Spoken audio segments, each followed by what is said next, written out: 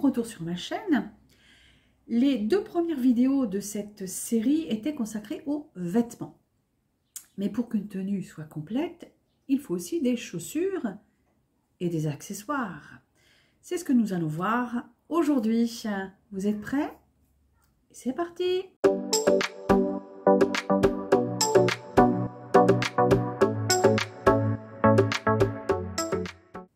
Alors, parlons du chaussage. Le chaussage est tout ce que l'on met pour protéger nos pieds, c'est-à-dire les chaussures, qui est un terme général s'appliquant à tous les types de chaussures. Alors, certains types de chaussures sont portés par les hommes et par les femmes. C'est le cas, par exemple, des tennis, les baskets ou des sneakers, les sneakers. Les bottines sont également portées à la fois par les hommes et par les femmes, mais les bottines des femmes peuvent avoir des talons plus ou moins hauts. Ensuite, nous avons les chaussures de ville, par exemple les mocassins, comme ici. À chaque fois, je vous mets la version homme et la version femme.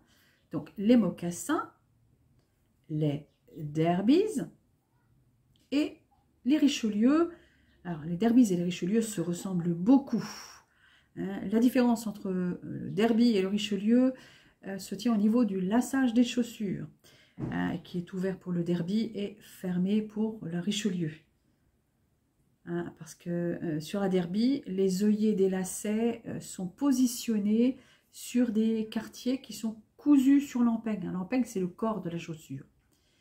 Alors que les œillets de la Richelieu sont directement percés sur l'empeigne, c'est-à-dire le corps de la chaussure. Alors, il y a aussi les sandales qui peuvent être portées à la fois par les hommes et par les femmes. Et les femmes, bien entendu, vous portez des sandales plates ou à talons. Les tongs, qu'on appelle aussi entre-doigts. Mais vous entendrez plus souvent le mot tong. En revanche, si vous achetez ce genre de chaussures en ligne, et vous la trouverez sous le nom d'entre-doigts. Les espadrilles, qui sont des chaussures bien françaises pour l'été. Donc les espadrilles, qui peuvent être à talons compensés pour les femmes, bien sûr. Nous avons aussi les sabots.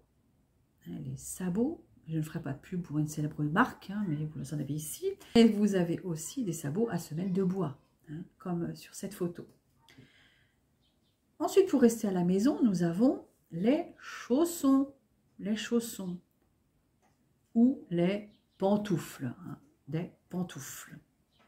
Alors, sur cette photo de chaussons, vous avez la célèbre charentaise. Les charentaises, ce sont des chaussons bien français. Ensuite, nous avons les bottes qui peuvent être portées par les hommes comme par les femmes. Nous avons ici des bottes de pluie en caoutchouc. Alors, pour la pluie ou pour se promener au bord de la mer, par exemple, quand il ne fait pas très beau. Et ici, nous avons des bottes de femmes avec des talons plus ou moins hauts. Alors, en revanche, seules les femmes portent des escarpins, ou encore des ballerines qui sont des chaussures plates. Ensuite, nous avons les mules plates ou à talons. Et en revisionnant la vidéo, je m'aperçois que j'ai oublié des chaussures que j'aimais pourtant souvent en montagne. Ce sont les chaussures de randonnée que voici sur la photo. Parlons maintenant des couvre-chefs. Alors, le couvre-chef, c'est tout ce qu'on se met sur la tête. Alors, nous pouvons avoir sur la tête un bonnet, le plus souvent l'hiver, avec ou sans pompons, une casquette. Alors, nous avons les célèbres casquettes de sport, mais aussi des casquettes plus traditionnelles, un chapeau. Alors, il existe différentes formes de chapeaux pour les hommes, et que se sont d'ailleurs aussi appropriés les femmes. Alors par exemple, nous avons ici un feutre, ou bien un panama, ou encore un canotier. Et il y en a plein d'autres. Et ici, nous avons un béret. Le béret, et oui, là je n'ai pas pu résister aux clichés sur le français, tel que le voient certains étrangers, avec un béret basque. Et oui, le béret est basque. Une baguette de pain sous le bras et une bouteille de vin rouge. Alors, certes, vous verrez des Français, surtout des Françaises, avec un béret, parce que c'est un couvre-chef qui revient particulièrement à la mode avec les marinières, hein, avec les célèbres marinières de Jean-Paul Gaultier. Hein. Mais vous verrez beaucoup moins d'hommes. Hein. Alors si, vous verrez des hommes avec des bérets, mais ce sont souvent des personnes âgées et à la campagne. Voyons enfin les accessoires. Alors, nous avons ici un sac à dos. Un sac à dos. Un sac banane. Un sac banane qu'on appelle plus simplement une banane. Alors, un sac à main. Un sac à main, parce que généralement on le porte à la main, mais il peut être aussi porté en bandoulière, hein, la bandoulière. Hein. Ici, nous avons une pochette ou sac de soirée. Et généralement, dans le sac, nous avons un portefeuille pour y mettre nos papiers, hein, nos papiers d'identité, etc. De l'argent, bien entendu. Un porte-monnaie. Ensuite, des gants. Hein, on peut aussi avoir des gants en peau, hein, ou en laine, hein, ou en polaire aussi. Hein. Et nous avons aussi d'autres versions des gants qui sont les moufles, hein, comme ici, ou des mitaines. Mais nous avons aussi, nous pouvons aussi avoir une ceinture à notre pantalon, par exemple, ou des bretelles aussi. Mais ce n'est pas fini.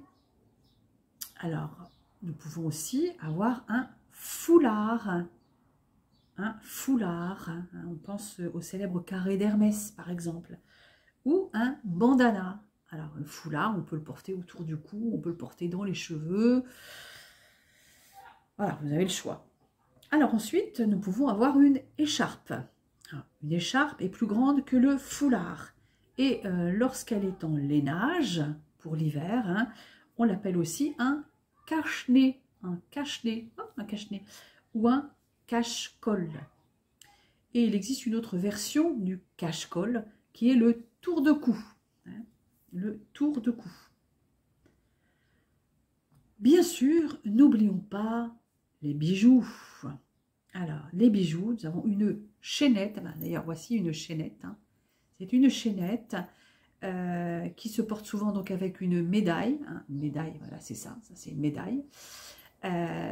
Qui est souvent religieuse, mais pas forcément. Ou un pendentif. Hein.